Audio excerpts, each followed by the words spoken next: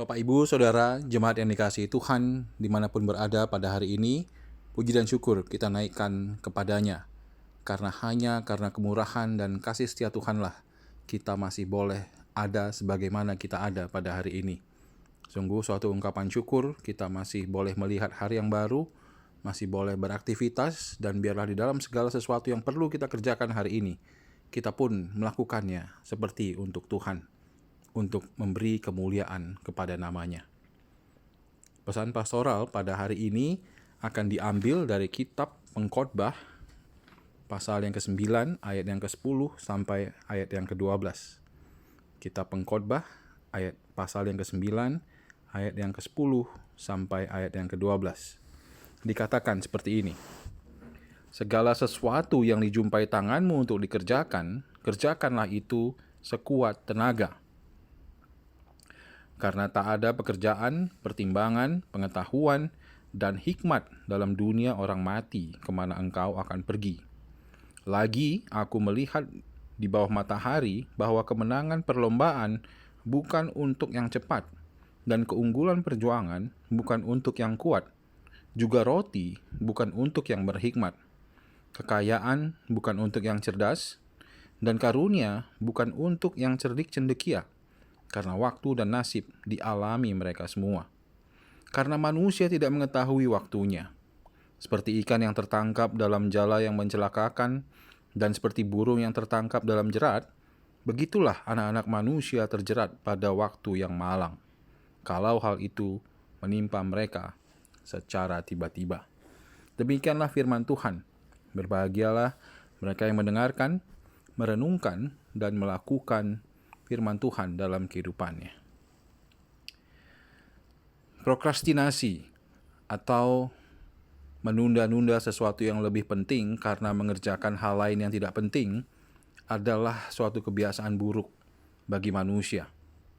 Tugas-tugas atau pekerjaan yang selayaknya dikerjakan dalam waktu seminggu misalnya, dilakukan dengan waktu sistem kebut semalam. Banyak hal bisa ditunda karena berbagai alasan. Karena ingin santai, karena mau main game, karena mau ngobrol, atau juga dengan berbagai alasan-alasan yang lain. Mungkin ini dikarenakan karena setiap kita memiliki sifat malas dalam diri kita, yang memiliki kecenderungan untuk menunda-nunda melakukan sesuatu, sehingga kita sering atau cenderung melakukannya menjelang suatu tugas itu memasuki masa deadline atau masa akhir. Nah, budaya seperti ini sudah ada sejak zaman dahulu, yaitu ketika Salomo menulis kitab Pengkhotbah. Sayangnya budaya ini ternyata terus ada sampai saat ini. Nah, dalam kitab Pengkhotbah, Raja Salomo menulis suatu ayat yang sangat luar biasa, yaitu yang kita baca tadi dalam ayat 10a, supaya manusia melakukan apa yang bisa ia kerjakan dengan sekuat tenaga.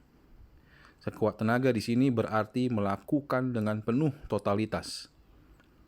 Mengapa Salomo menulis seperti ini? Karena sebagai orang yang paling berhikmat daripada orang-orang lainnya pada masa itu, Salomo sadar bahwa masa hidup kita di dunia ini sangat terbatas.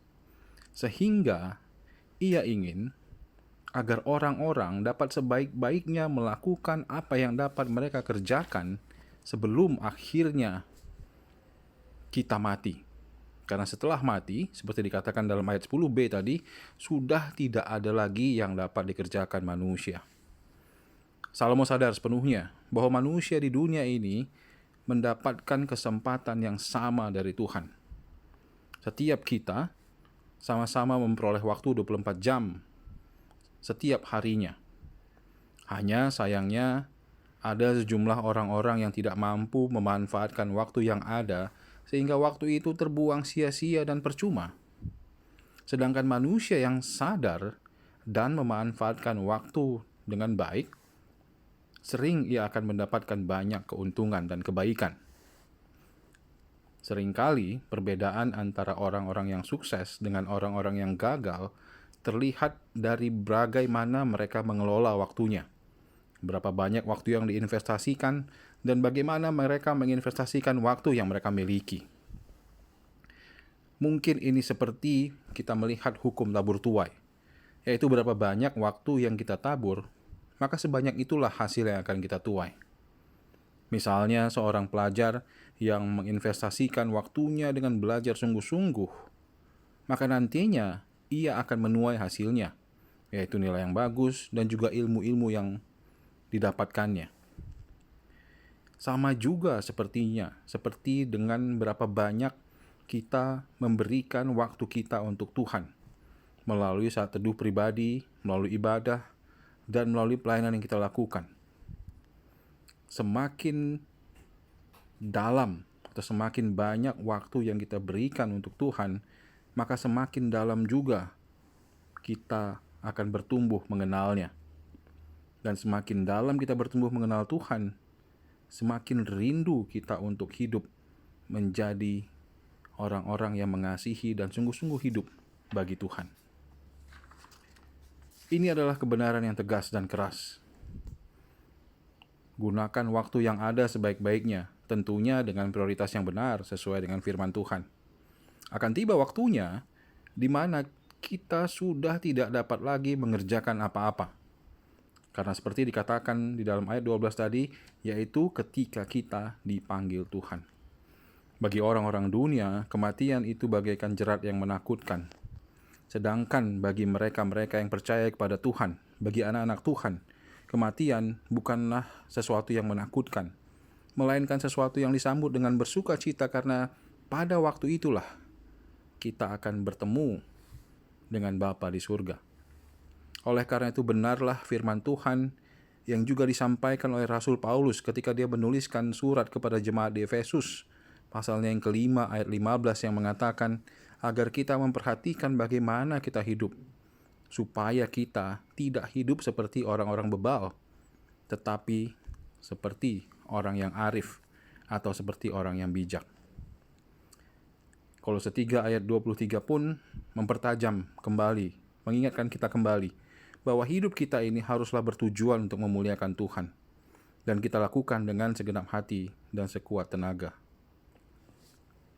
Kerjakan apa yang bisa kita kerjakan selagi bisa, termasuk dalam pelayanan kita kepada Tuhan. Seperti Tuhan Yesus mengingatkan dalam Injil Yohanes pasal 9 ayat 4, selagi masih ada kesempatan untuk melakukannya. Lakukan yang benar selama kita hidup di dunia ini.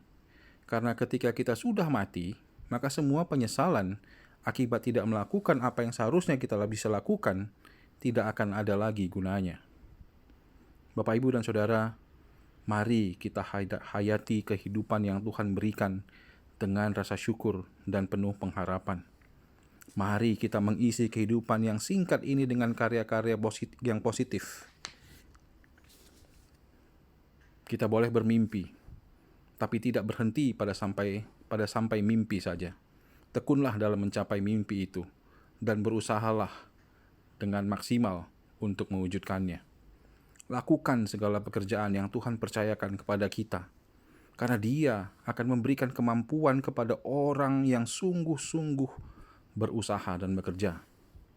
Kiranya Tuhan menolong kita, memberi kita hikmat dalam mengisi kehidupan ini dengan berbagai hal yang positif dan memberkati sesama.